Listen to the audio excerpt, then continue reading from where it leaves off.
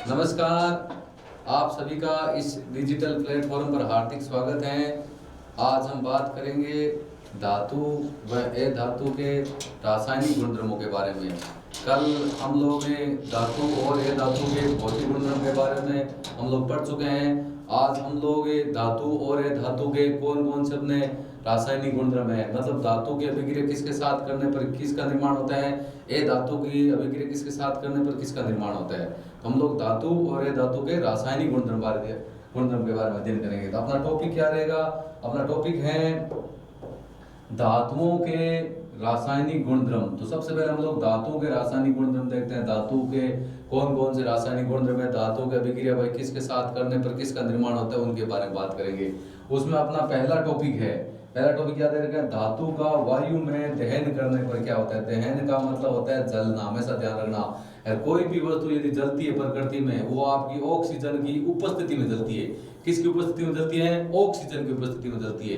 किसी भी वस्तु का दहन ऑक्सीजन की उपस्थिति में होता है। तो अपने फर्स्ट टॉपिक क्या दे रखा है, धातुओं का वायु में दहन। धातुओं का वायु में दहन, तो दहन का मतलब होता है कि वायुमंडल में कोई भी वस्तु जिसका दहन होता है वो ऑक्सीजन की उपस्थिति में होता है। इसकी भाषा आपकी दे रखी है कि धातुओं की अभिक्रिया ऑक्सीजन के साथ करने पर, धातु की अभिक्रिया ऑक्सीजन के साथ करने पर धातु ऑक्साइड का निर्माण होता है। धातु ऑक्साइड का निर्माण होता है। धातु की अभिक्रिया आप लोग यदि ऑक्सीजन के साथ करोगे तो धातु ऑक्साइड का निर्माण होगा। कोई भी धातु ले सकते हैं। यहाँ पर आपका जो एग्जाम्पल उदाहरण ले रखे हैं, कॉपर प्लस ऑक्सीजन। Cu को आपको कॉपर बोलते हैं, O2 को ऑक्सीजन बोलते हैं, CuO को बोलते हैं कॉपर ऑक्साइड। कॉपर की अभिक्रिया ऑक्सीजन के साथ करेंगे तो निर्माण होगा कॉपर ऑक्साइड का, क्योंकि धातु की अभिक्रिया ऑक्सीजन के साथ करने पर धातु ऑक्साइड का निर्माण होगा। ये जो आपकी समीकरण दे रखी है, अभी समीकरण संतुलित नहीं है। संतुलित का मतलब होता है जिसको हम अनुमान और हिट एंड ट्रायल विधि द्वारा करते हैं। संतुलित कैसे करते हैं? संतुलित का मतलब यही होता है कि अभिकारक और उत्पाद के अणुओं की संख्या अपनी क्या होनी चाहिए, समान होनी चाहिए। तो यहाँ पर है, आप देख सकते हैं कॉपर अणुओं की संख्या 1 है, इधर भी अपनी कॉपर 1 है, यहाँ ऑक्सीजन 2 है, यहाँ ऑक्सीजन 1 है। 2 कैसे करेंगे?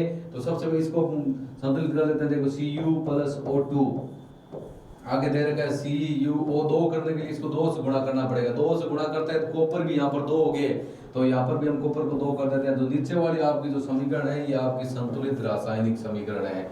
कौन सी समीकरण है? संतुलित रासायनिक समीकरण। आपकी भाषा क्या होगी? देखो, धातुओं का वायु में दहन करने पर क्या होता है? दहन का मतलब होता है जलना। कोई भी जलती है, ऑक्सीजन गैस की उपस्थिति में जलती है, तो इसकी भाषा क्या होगी कि धातुओं की अभिक्रिया ऑक्सीजन के साथ करने पर धातु ऑक्साइड का निर्माण होता है। ये कक्षा 8 में भी आ रखा है कि धातु की अभिक्रिया ऑक्सीजन के साथ करने पर धातु ऑक्साइड का निर्माण होता है। लेकिन यहाँ पर अपने को थोड़ा अलग दे रखा है कि धातुओं का वायु में दहन करने पर, दहन का मतलब जलना होता है। और अपने को ये पता होना चाहिए कि वायुमंडल में कोई भी वस्तु जलती है वो ऑक्सीजन की उपस्थिति में जलती है। तो ऑक्सीजन की उपस्थिति में जलने का मतलब हो गया कि धातु की अभिक्रिया हम लोग किसके साथ करेंगे? ऑक्सीजन के साथ। धातु की अभिक्रिया ऑक्सीजन के साथ करते हैं तो आपको किसका निर्माण होता है? धातु ऑक्साइड का। यहाँ पर उदाहरण आ रखा है कॉपर प्लस ऑक्सीजन, आगे आपका क्या बन रहा है? कॉपर ऑक्साइड, जिस रासायनिक समीकरण को हमने संतुलित भी कर दिया। संतुलित का मतलब होता है अभिकारक और उत्पाद के अणुओं की संख्या दोनों तरफ समान करना। इसमें आगे आपका नीचे उदाहरण भी आ रखे हैं,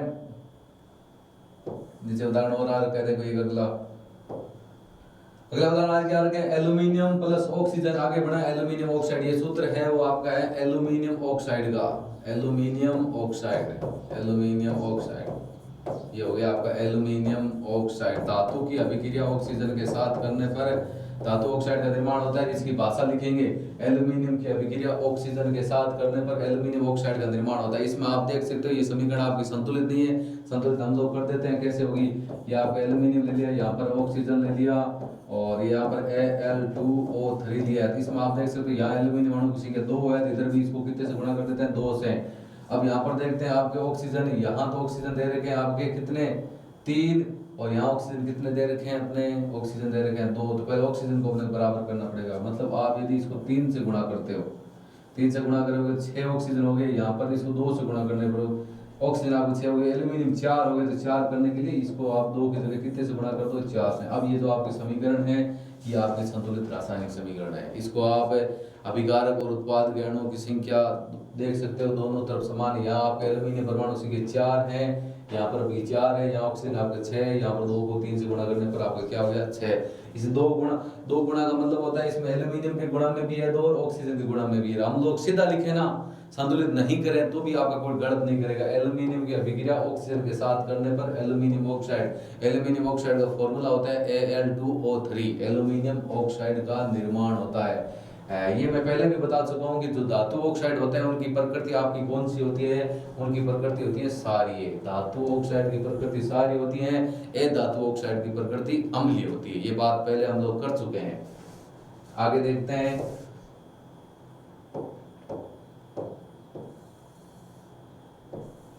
आगे आपने एक परिभाषा आ रखी है उभयधर्मी ऑक्साइड। पहले इसकी भाषा पर देख लेते हैं, फिर उदाहरण के बारे में बात करेंगे। उभयधर्मी ऑक्साइड है का मतलब होता है कुछ धातु ऑक्साइड ऐसे होते हैं जो अम्ल के साथ भी अभिक्रिया करते हैं, क्षार के साथ भी अभिक्रिया करके लवण और जल का निर्माण करते हैं। उभय का मतलब जो अम्ल के साथ भी क्रिया करेंगे, क्षार के साथ भी क्रिया करेंगे और लवण और जल का निर्माण करते हैं। इसमें देखते हैं ऐसे धातु ऑक्साइड, कुछ धातु ऑक्साइड होते हैं आपके जो अम्ल के साथ भी अभिक्रिया करते हैं और सारे दोनों से अभिक्रिया करके लवण और जल का निर्माण करते हैं, उन्हें उभयधर्मी ऑक्साइड कहते हैं। उभयधर्मी ऑक्साइड मतलब धातु ऑक्साइड जो अम्ल के साथ भी अभिक्रिया करेंगे और क्षार के साथ भी अभिक्रिया करेंगे, दोनों के साथ अभिक्रिया करेंगे और लवण और जल का निर्माण करेंगे। ये देखो, ये इसमें आपके उदाहरण है। एक है एल्यूमिनियम ऑक्साइड जिसका भी मैंने आपको फॉर्मूला बताया था Al2O3, इस प्रकार लिख सकते हैं। इसमें जो 2 और 3 टाइपिंग करने में जो संख्या बराबर आ गई है, बाद में इसको पीडीएफ के रूप में सेव करने से। और जिंक ऑक्साइड का फॉर्मूला आपको पता है क्या होता है, ZnO हो गया, ये इसका फॉर्मूला हो गया। एल्यूमिनियम ऑक्साइड मतलब आपके दो ऐसे धातु ऑक्साइड, कौन कौन से, एक एल्यूमिनियम ऑक्साइड और एक जिंक ऑक्साइड, दोनों ही आपके उभयधर्मी ऑक्साइड हैं। उभयधर्मी ऑक्साइड का मतलब होता है ऐसे धातु ऑक्साइड जो अम्ल और क्षार दोनों के साथ अभिक्रिया करके लवण और जल का निर्माण करते हैं, उन्हें कौन सा बोलते हैं, उभयधर्मी ऑक्साइड। इनकी समीकरण उदाहरण भी देख लेते हैं। आगे देखो इनकी उदाहरण, ये रहा। इसमें आपकी एल्यूमिनियम ऑक्साइड है। एल्यूमिनियम ऑक्साइड की अभिक्रिया, पहले एल्यूमिनियम ऑक्साइड का सूत्र आपको मैंने बता दिया, इस प्रकार लिखना है आपको Al2O3, ये एल्यूमिनियम ऑक्साइड का सूत्र हो गया। एल्यूमिनियम ऑक्साइड की अभिक्रिया पहले हम लोग अम्ल के साथ करते हैं, जो आपका HCl है वो अम्ल है, HCl अम्ल हो गया, अम्ल के साथ अभिक्रिया करोगे तो आगे आपका फॉर्मूला बनेगा AlCl3, एल्यूमिनियम क्लोराइड, लवण बन गया और जल का सूत्र हो जाएगा आपका H2। समीकरण आपकी इस प्रकार होगी। जो नीचे वाली जो समीकरण दे रखी है ये आपकी संतुलित रासायनिक समीकरण है। साथ में लिख रही है संतुलित का मतलब होता है जिसमें अभिकारक और उत्पाद के अणुओं की संख्या दोनों तरफ समान करके लिखिए। आपकी समीकरण इस प्रकार होगी कि जब हम लोग एल्यूमिनियम ऑक्साइड की अभिक्रिया अम्ल के साथ करते हैं, लवण आपका एल्यूमिनियम क्लोराइड AlCl3 बनेगा और इसके साथ में जल का निर्माण होगा, लवण प्लस जल बनता है, अम्ल के साथ किए। अब आप इसमें देख सकते हो कि ऊपर वाले में आपके अणुओं की संख्या समान नहीं है, हम लोग इसको Al2O3 लिख दिया, यहाँ पर 6HCl 6 से गुणा किया है, इसको 2 से गुणा किया है और यहाँ पर जल के अणु को अपना 2 से गुणा किया है। इसका मतलब इस रासायनिक समीकरण को हम लोगों ने संतुलित करके लिखा है। आपकी जो समीकरण है, मेन समीकरण जो ऊपर मैंने आपको बताई है वही होगी। इसी प्रकार जो ये समीकरण है ये आपकी संतुलित करके लिखी हुई है, कहने का मतलब वही है। एल्यूमिनियम ऑक्साइड Al2O3, इसकी अभिक्रिया आपको किसके साथ करनी है, प्रबल क्षार NaOH के साथ हम लोग कर रहे हैं, तो आपका आगे जाके बन रहा है NaAlO2 प्लस H2O। ये एक लवण है जिसका नाम है सोडियम एल्यूमिनेट। क्या नाम है, सोडियम एल्यूमिनेट। उसके साथ जल का अणु बन रहा है। इस समीकरण को ऊपर वाली समीकरण है ये आपकी संतुलित है, कहने मतलब दोनों तरफ अभिकारक और उत्पाद गणों की संख्या समान करके रखिए। उभयधर्मी ऑक्साइड के समीकरण है दोनों, एक तो पहले अम्ल के साथ अभिक्रिया कर रखी है, दूसरी क्षार के साथ। उभयधर्मी ऑक्साइड का मतलब मैं आपको दोबारा बता देता हूँ, ऐसे धातु ऑक्साइड जो अम्ल और क्षार दोनों के साथ अभिक्रिया करके लवण व जल का निर्माण करते हैं। ये देख लो, आपका पहले एल्यूमिनियम ऑक्साइड है, उसकी अभिक्रिया अम्ल के साथ करते हैं, एल्यूमिनियम क्लोराइड और जल का निर्माण हो रहा है। ये आपका अम्ल के साथ अभिक्रिया होगी। इसके बाद में ये वाला एल्यूमिनियम ऑक्साइड की अभिक्रिया हम लोग क्षार के साथ कर रहे हैं, सोडियम एल्यूमिनेट, और इसके साथ में जल का निर्माण हो रहा है। ये आपकी संतुलित रासायनिक समीकरण है जो आप आराम से नोट कर सकते हो। इसके बाद में आगे चलते हैं अपना।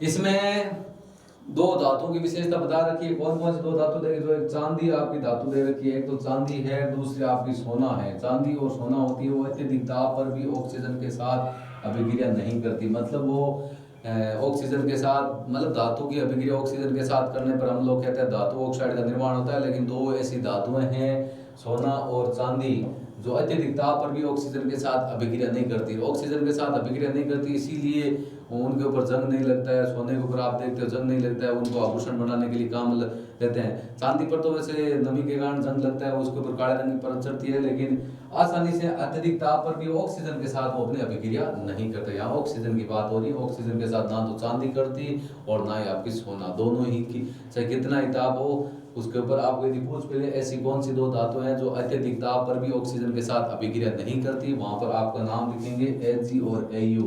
चांदी और सिल्वर बोल सकते हैं। चांदी एक तो Ag हो गया, सिल्वर का मतलब चांदी हो गया, और उसके साथ में एक Au हो गया, सोना हो गया। आपका दो है, कौन कौन से हैं? एक तो सोना और दूसरा आपकी क्या हो गई? चांदी।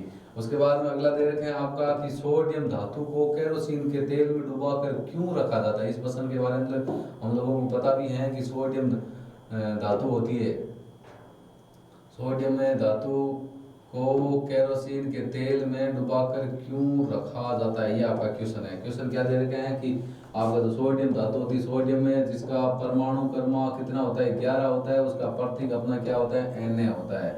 सोडियम की बात कर लो, इसके साथ हम लोग पोटेशियम की भी बात कर सकते हैं। ये इतनी सक्रिय धातु होती है, इतनी क्रियाशील धातु होती है कि इनको वायु में खुला छोड़ने पर ये तुरंत ही आग पकड़ लेते हैं।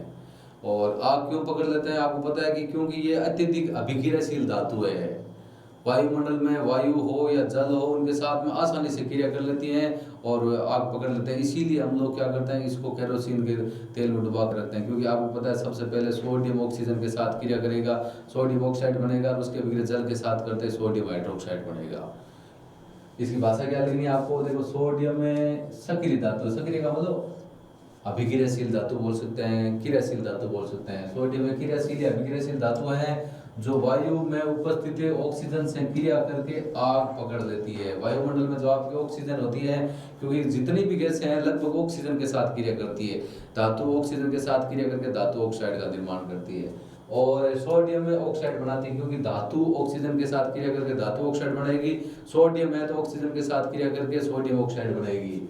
और ये पानी से क्रिया करें सोडियम हाइड्रोक्साइड तथा हाइड्रोजन उत्पन्न करती है, इसीलिए मिट्टी के तेल में डुबा कर रखा जाता है। भाई आपको मैं इसके समीकरण भी बता देता हूँ। समीकरण आपकी किस प्रकार होती है? समीकरण को हम लोग इस प्रकार करते हैं। कैसे? जैसे ये सोडियम हो गई, सोडियम आपके ऑक्सीजन के साथ क्रिया करेगी तो आपका आगे जाकर अणुसूत्र बनेगा Na2O, इस प्रकार बनेगी। इस समीकरण को संतुलित करना हम लोग कर सकते हैं। कैसे करेंगे भाई? इसको हम लोग 2 से गुणा करते हैं, 2 से करेंगे, ऑक्सीजन 2 हो गई, इसको 4 से गुणा कर दिया। अब आगे क्या होता है? ये Na2O होता है, इसकी अभिक्रिया हम लोग इसके साथ करते हैं, जल H2 के साथ करते हैं। आगे जाके आपका बनता है एक NaOH बनता है, उसके साथ में H2 हाइड्रोजन गैस निकलती है, ये सोडियम हाइड्रोक्साइड बनता है।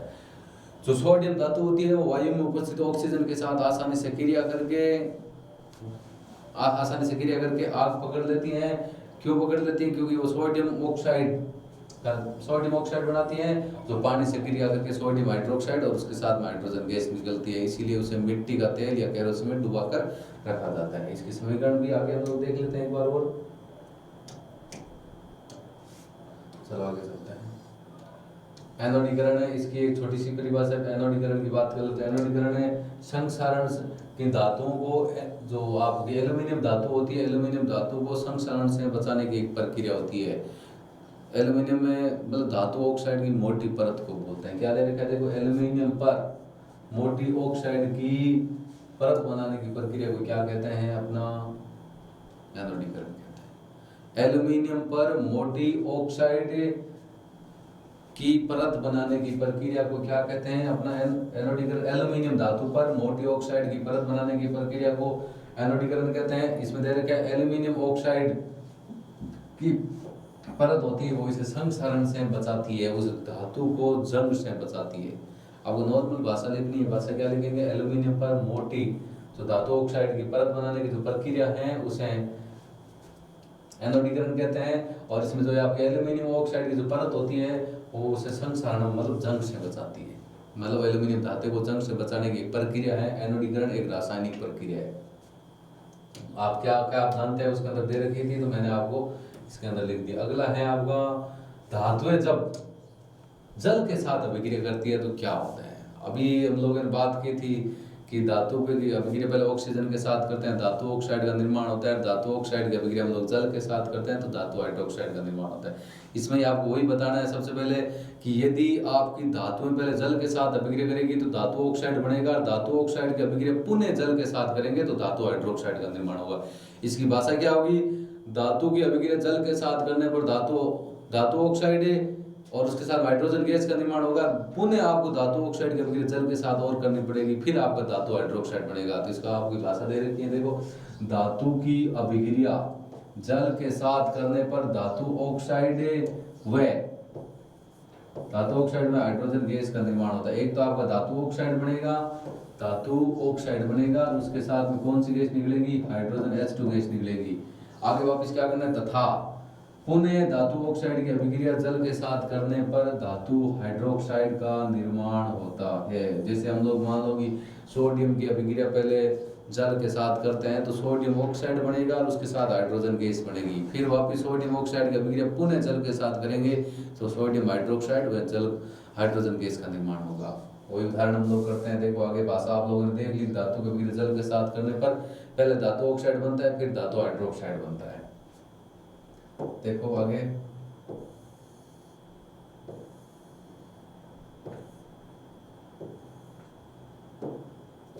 पहले हम लोग इसे चित्र को पहले थोड़ा समझ लेते हैं। ये आपको चित्र दिखाई दे रहा होगा। देखो जो अभी भाषा में जो पहले उस भाषा की बात कर रहे थे, ये देखो आपका दे रखा है कि हम लोग धातु की अभिक्रिया किसके साथ कर रहे हैं, जल के साथ कर रहे हैं। धातु की अभिक्रिया जल के साथ करने पर निर्माण होता है धातु ऑक्साइड का। धातु की अभिक्रिया जल के साथ करने पर धातु ऑक्साइड का निर्माण होता है, उसके साथ में आपके किसका निर्माण होता है, हाइड्रोजन गैस का। और वापस हम लोग क्या करते हैं, उस धातु ऑक्साइड की अभिक्रिया वापस जल के साथ करते हैं तो धातु हाइड्रोक्साइड और उसके साथ में किसका निर्माण होगा, हाइड्रोजन गैस का निर्माण होता है। कहने का मतलब मेन आपका धातु हाइड्रोक्साइड बनेगा। वो बनेगा, समीकरण आपकी किस प्रकार होगी, इसमें आपकी सिर्फ एक सिंपल एक समीकरण दे रखी है। समीकरण में आपको बताता हूँ समीकरण कैसे होगी आपकी। जैसे ये दे रखी है, इसमें तो आपको दे रखा है सीधा सा सोडियम धातु है, सोडियम धातु की अभिक्रिया हम लोगों ने इसमें सीधा जल के साथ कर रखी है। सोडियम धातु है, जल के साथ कर रखी है, सोडियम हाइड्रोक्साइड और हाइड्रोजन गैस बनी। वो कैसे पूरी अभिक्रिया कैसे होती है, ऐसे होती है। आप भी देखो, सबसे पहले आप हम लोग Na ले लेते हैं, सोडियम धातु की अभिक्रिया जल के साथ करेंगे तो आगे जाके आपका बनेगा Na2O+H2 इस प्रकार होगी। अभी हम लोग इसको संतुलित नहीं करके वापस कैसे होगा, Na2O इसकी अभिक्रिया वापस जल के साथ H2 के साथ करते हैं, आगे जाके आपका बनेगा NaOH सोडियम हाइड्रोक्साइड बनेगा। इस प्रकार होगा 2NOH बन जाएगा। और आप हाइड्रोजन गैस तो आपके साथ में बनी है। मेन आपका ये सोडियम हाइड्रोक्साइड बनने की प्रक्रिया ये होती है। इसमें आपको ये दे रखा है, देखो सोडियम धातु होती है वो जल के साथ तीव्र गति से अभिक्रिया करती है। तीव्र गति से अभिक्रिया करके सोडियम हाइड्रोक्साइड तथा उसके साथ में किस गैस का निर्माण होता है, हाइड्रोजन गैस का निर्माण होता है। एक तो सोडियम हाइड्रोक्साइड बनता है, उसके साथ में आपकी कौन सी गैस बनती है, हाइड्रोजन गैस बनती है। इसमें जो आपका जो चित्र दे रखे हैं वो चित्र में आपको अभी समझा देता हूँ। चित्र में क्या दे रखे हैं, देखो आप इस चित्र को ध्यान से देखो। ये चित्र है वो धातु की अभिक्रिया भाप के साथ है। अभी आएगा नीचे, धातु की अभिक्रिया हम लोग भाप के साथ करवाते हैं। वो उसकी याद रखिए, कौन सी धातु भाप के साथ अभिक्रिया करती है वो भी आपको पता होना चाहिए। कुछ धातु होती है जो ठंडे जल और गर्म जल दोनों के साथ में क्रिया नहीं करती, वो अभिक्रिया भाप के साथ करती हैं। तो इसमें आपका दे रखा है जल से भीगा कांच का तंतु है। यहाँ पर ये देखो ग्लास वुल वाटर से मतलब पानी से भीगा हुआ ये कांच का तंतु दे रखा है यहाँ पर है।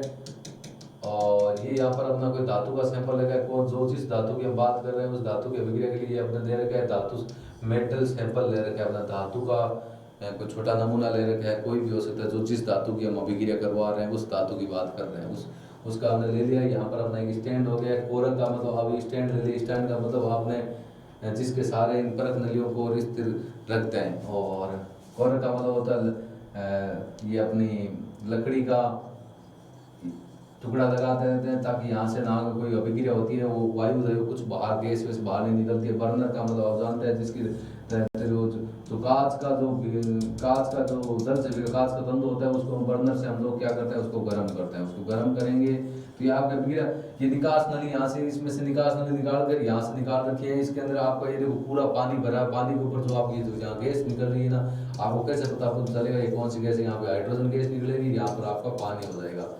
जो निकलने वाली यहाँ पर क्या है, मतलब आपको पता लगाना है कि गैस कौन सी निकलती है। इस प्रयोग द्वारा ये सत्यापित होता है कि वहाँ पर निकलने वाले आपकी गैस है वो आपकी हाइड्रोजन गैस है। ये देखो उसका भाप, ये जो चित्र है वो चित्र है आपकी भाप की अभिक्रिया धातु के साथ। इसमें आपको यदि आपको जो है भाप की अभिक्रिया धातु के साथ उसका नामक के चित्र बने तो आपको उसके अंदर ये बनाना है, एक स्टैंड बनाना है। यहाँ पर एक बर्नर ले लेंगे, यहाँ पर मेट धातु का कुछ सैंपल ले लेंगे। यहाँ जल से भीगा कांच का तंतु है जिसको हम लोग बर्नर की सहायता से गर्म कर रहे हैं। निकास नली एक निकाल रखी है, यहाँ से नली करवा लेंगे, और एक इस परत नली को यहाँ पर उल्टा रख रखा है, उल्टा रख के इसमें डुबा रखा है किसी पात्र में जो पानी से भरा हुआ है। और वाटर का मतलब पानी होता है, आपको पता ही है। उसमें यहाँ पर ऊपर जो बुलबुलों के रूप में जो आप ऊपर यहाँ पर आपकी जो गैस निकल रही है वो गैस कौन सी है? Hydrogen gas. कौन सी गैस है? Hydrogen gas. अभी अपनी बात हो रही है कि धातु की अभिक्रिया जल के साथ करने पर किसका निर्माण होता है, वही पढ़ रहे हैं हम लोग। देखो धातु की अभिक्रिया जल के साथ, धातु ऑक्साइड हाइड्रोजन गैस, और उस धातु ऑक्साइड की अभिक्रिया वापस जल के साथ करते हैं धातु हाइड्रोक्साइड का। आपको भाषा ही वही लिखनी है कि धातु की अभिक्रिया जल के साथ करने पर धातु ऑक्साइड में हाइड्रोजन गैस का निर्माण होता है। पुनः धातु ऑक्साइड की अभिक्रिया जल के साथ करने पर धातु हाइड्रोक्साइड का निर्माण होता है। ये दोनों अभिक्रिया मिलकर कुल मिलाकर क्या बनाती है? धातु हाइड्रोक्साइड। उसके साथ में कौन सी गैस बनती है? हाइड्रोजन गैस बनती है। ये आपको उदाहरण है सोडियम प्लस जल, आगे सोडियम हाइड्रोक्साइड प्लस हाइड्रोजन। ये इसमें दे रखा है सोडियम धातु होती है वो जल के साथ तीव्र गति से अभिक्रिया करके सोडियम हाइड्रोक्साइड तथा हाइड्रोजन गैस का निर्माण करती है। इसके बाद में आप आगे देखो,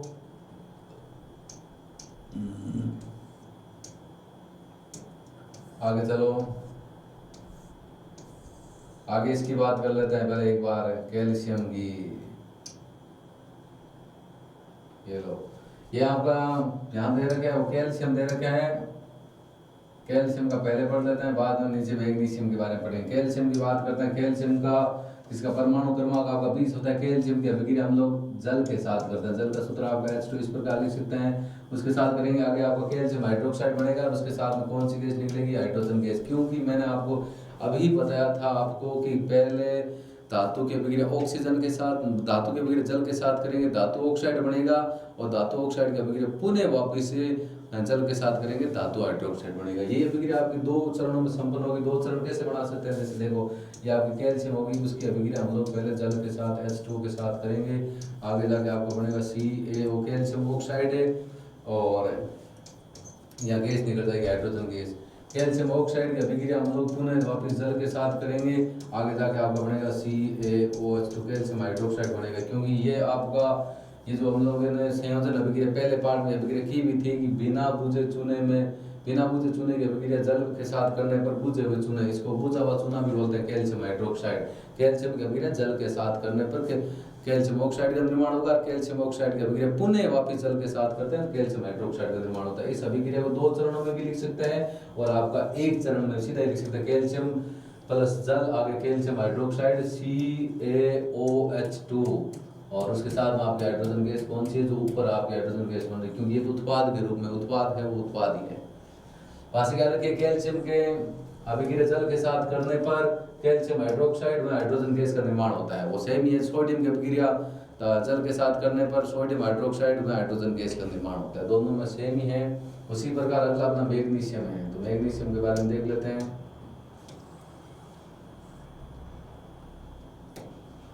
देखो, मैग्नीशियम प्लस जल, मैग्नीशियम ऑक्साइड प्लस हाइड्रोजन, यहाँ पर है सिर्फ दे रखा है ये मैग्नीशियम ऑक्साइड का निर्माण होगा। इसमें क्या दे रखा है आपका?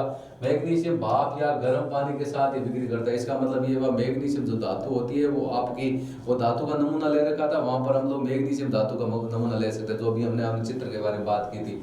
मैग्नीशियम में भाप या गर्म जल के साथ अभिक्रिया करता है। इसका मतलब ठंडे जल के साथ अभिक्रिया नहीं करता, या तो गर्म जल के साथ अभिक्रिया करेगा या भाप के साथ अभिक्रिया करेगा। आगे जाके बनाएगा क्या? एक तो मैग्नीशियम ऑक्साइड बनेगा, और उसके साथ में कौन सी गैस निकलेगी? हाइड्रोजन गैस निकलती है। क्या मतलब सीधा सा कर सकते हैं अभिक्रिया।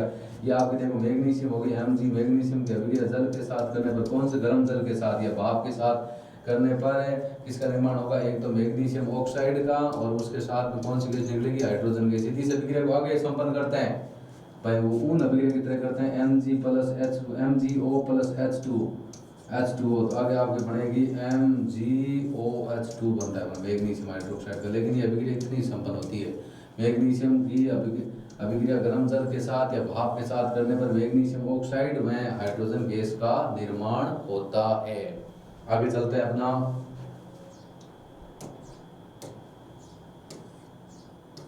ये लो दो उदाहरण मैं आपको और बता देता हूँ।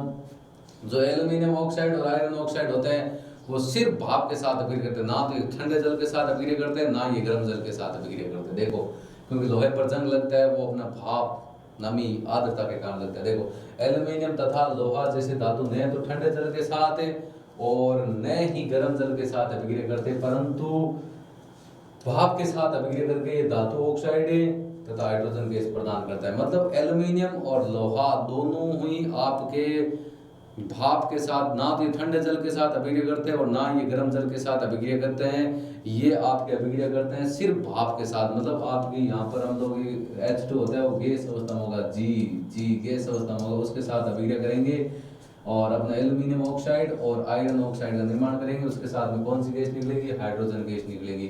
अभी रासायनिक समीकरण आपकी संतुलित है या नहीं है, उसको संतुलित करना अपने को आता है, हम लोग संतुलित करके आपको बता सकते हैं। पहले मैं आपको वो बता देता हूँ कि ये अभिक्रिया होती है। देखो जैसे नॉर्मल है, एल्यूमिनियम की अभिक्रिया हम लोग जल के साथ करेंगे तो आपको बनेगा धातु की अभिक्रिया जल के साथ करने पर मैंने आपको बताया धातु ऑक्साइड, धातु एल्यूमिनियम ऑक्साइड का सूत्र होता है Al2O3, उसके साथ में हाइड्रोजन गैस H2 हो गई।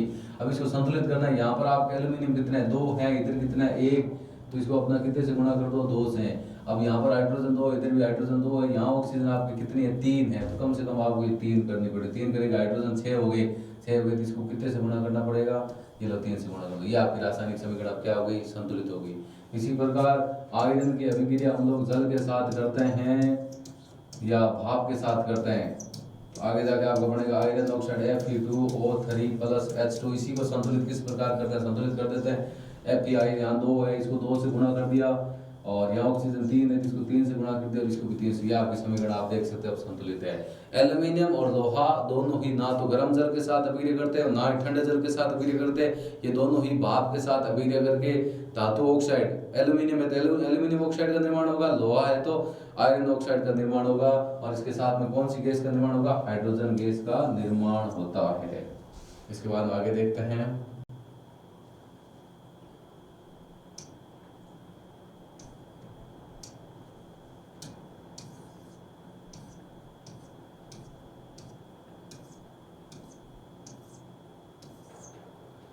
तो आज के लिए अपना इस वीडियो के लिए इतना ही, तो टॉपिक अपना इतना ही रहेगा। इस वीडियो में हमने देख लिया है कि मतलब धातु, और भाई सबसे पहले हमने बात कर ली, दोबारा बता देता हूँ मैं आपको, जो भी लास्ट में जो आपको मैंने बताया था एल्यूमिनियम ऑक्साइड, एल्यूमिनियम और जो आयरन होता है वो धातु होती है, वो दोनों ना तो ठंडे जल के साथ अभिक्रिया करती है और ना ही गर्म जल के साथ अभिक्रिया होती है, वो आपकी भाप के साथ अभिक्रिया करती है। ये आपका जो चित्र है ना, वो भाप की अभिक्रिया धातु के साथ है, उसी का जो नीचे वाला है। यहाँ पर आपकी धातु है, मेटल सैंपल है, मेटल सैंपल में आप यहाँ पर है ये क्या ले सकते हैं? या तो आयरन एल्यूमिनियम आयरन ले सकते हैं या एल्यूमिनियम ले सकते हैं। उनके साथ है कि ये अपना कांच से भीगा जल से भीगा कांच का कोई तंतु है, उसकी यहाँ पर आपको मेटल आयरन का सैंपल हो सकता है, एल्यूमिनियम का सैंपल हो सकता है। बर्नर से जब आप इसे गर्म करते हैं, गर्म करने पर जो यहाँ पर जो आपकी, क्योंकि यहाँ पर जल से भीगा, जल की अभिक्रिया आप लोग धातु के साथ करते हैं, और यहाँ पर आपकी जो गैस निकलेगी वो गैस कौन सी निकल रही है? यहाँ पर पता है कि हाइड्रोजन गैस निकल रही है। हाइड्रोजन गैस के साथ ना धातु ऑक्साइड बनेगा, क्योंकि धातु की अभिक्रिया यहाँ जल के साथ हो रही है, जल से भीगा हुआ है, तो यहाँ वो इसको कांच का तंतु जल से भीगा, यहाँ से जैसे बर्नर से गर्म करेंगे तो वो वाष्प इससे अलग होगी, इसके साथ अभिक्रिया करेगी। मतलब आयरन प्लस जल भाप के रूप में, H2 भाप के रूप में, आगे जाके आपका एक तो आयरन ऑक्साइड बनेगा और दूसरा आपकी कौन सी गैस निकलेगी? हाइड्रोजन गैस निकलेगी। वो आपकी चित्र है भाप की अभिक्रिया जल के साथ, वो है। तो इसमें हम लोग है ना बात की है कि जो धातुओं के रासायनिक गुणधर्म है उनके बारे में बात की, उनके मैं आपको एक बार दोबारा बता देता हूँ। धातुओं का वायु में दहन करने पर क्या है वो बता दिया मैंने। धातुओं की अभिक्रिया ऑक्सीजन के साथ करने पर धातु ऑक्साइड का निर्माण होता है। उभयधर्मी ऑक्साइड का मतलब होता है जो अम्ल और क्षार दोनों के साथ अभिक्रिया करते हैं, लवण और जल का निर्माण करते हैं। उसके बाद में अपना तो सोना और चांदी होती है वो अत्यधिक ताप पर भी ऑक्सीजन के साथ अभिक्रिया नहीं करती। सोडियम को केरोसिन के तेल में क्यों डुबा कर रखा जाता है? क्योंकि ये वायुमंडल में उपस्थित ऑक्सीजन के साथ आसानी से क्रिया करके आग पकड़ लेते हैं। एनोडीकरण एल्यूमिनियम को संक्षारण से बचाने की एक रासायनिक प्रक्रिया है। धातु ऑक्साइड की मोटी परत है एल्यूमिनियम के ऊपर चढ़ाने की प्रक्रिया बोल सकते हैं आप लोग। जब धातु जल के साथ अभिक्रिया करती है उसके मैंने सब धातुओं का उदाहरण आपको बता दिया।